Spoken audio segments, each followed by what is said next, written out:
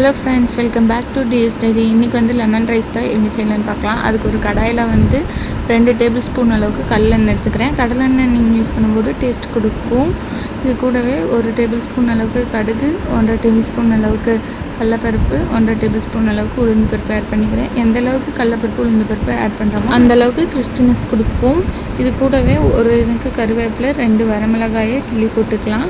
இது கூட 5-6 பல் பூண்டை வந்து தட்டியும் போட்டுக்கலாம், இல்லை முழுசாகவும் போட்டுக்கலாம். முடிஞ்ச அளவுக்கு தட்டி போடுங்க, அப்போ தான் டேஸ்ட் கொடுக்கும்.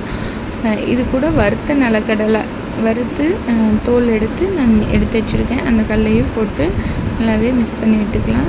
நம்ம 2 லெமனை வந்து பிழிஞ்சு எடுத்து வச்சுருக்கோம், அது கொட்டை இல்லாமல் வடித்து ஊற்றிக்கலாம். இது கூடவே ஒரு 1/2 டேபிள் ஸ்பூன் அளவுக்கு மஞ்சள்தூள் ஆட் பண்ணி நல்லா மிக்ஸ் பண்ணி விட்டுக்கோங்க. அந்த தண்ணியெலாம் வற்றி திக்னஸ் வந்ததுமே ஆஃப் பண்ணி கிளறிக்கலாம்.